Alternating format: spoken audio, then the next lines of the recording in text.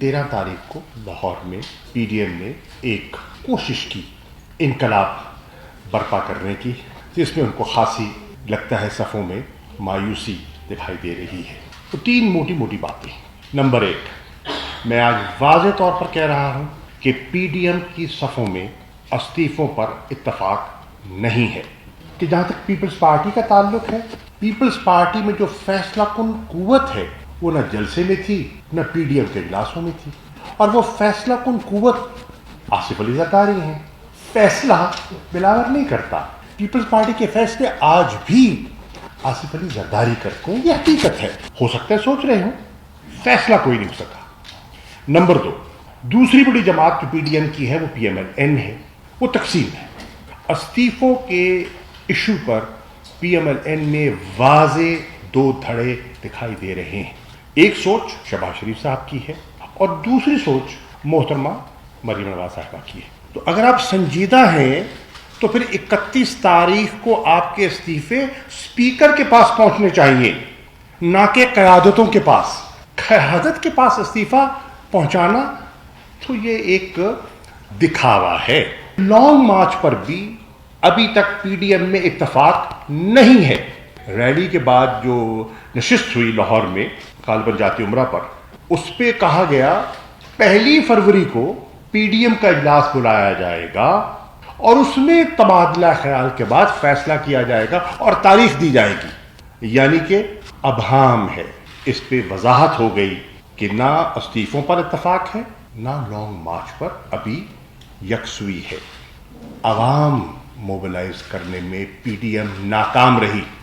तीसरी बात, इनके जलसे की नाकामी की जो वजाहत है, बिजनेस सर्कल्स ने उसको रिएक्ट किया और आपने देखा अगले ही रोज स्टॉक मार्केट ऊपर की तरफ जाती है। अगर इनके जलसे में कोई कुव्वत होती, कोई जान होती, तो स्टॉक मार्केट क्रैश कर रही होती, गेन न कर रही होती। उनका बयानिया अगर मुस्तरद हुआ तो क्यों हुआ, इस पर गौर व फिक्र होना चाहिए था अगले इजलास में। वो नहीं हुआ। बहस क्या हुई कि मीडिया के फला चैनल ने इंसाफ नहीं किया। भाई, आप अपनी नाकामियों को मीडिया पे क्यों डाल रहे हैं? जो उनने देखा उनने तबसरा कर दिया।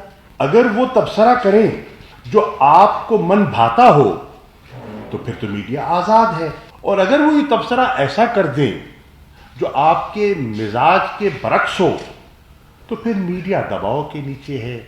लाहौर डिक्लेरेशन में बहुत सी बातें की गई। हम ये अल्टीमेटम देते हैं कि 31 जनवरी तक वजीर आजम पाकिस्तान मुस्तफ़ी हो जाए। क्यों भाई, क्यों हो जाए?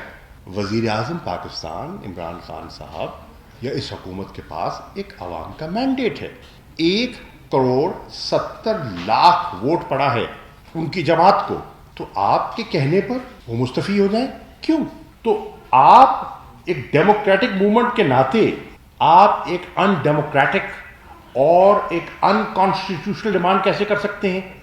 2008 में पीपल्स पार्टी मुंतखब होती है तो वो अपना पूरा 5 साल का टर्म मुकम्मल करती है।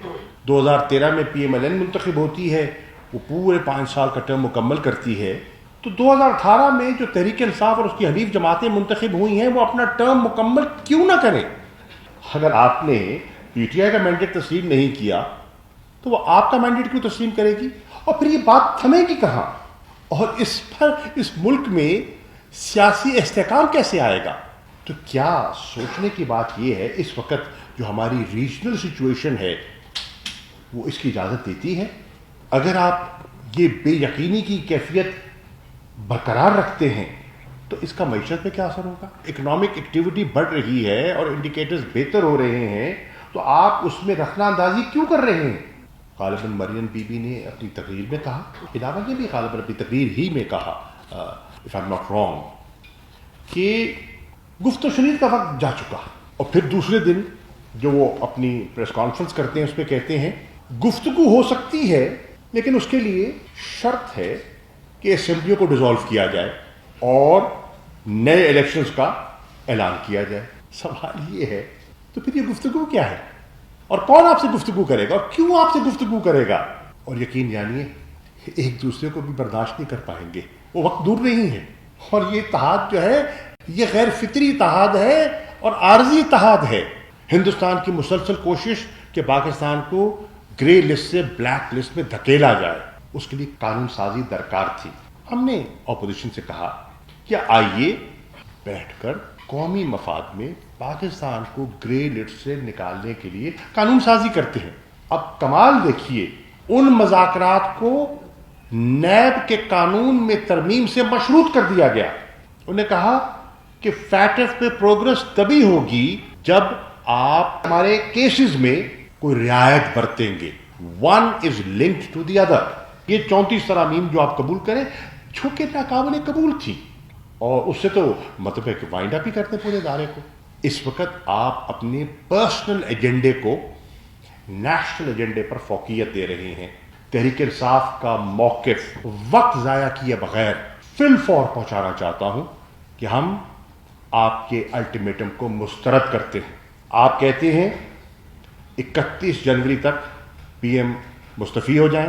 ہم واضح کہہ رہے ہیں prime minister Pakistan will not step down.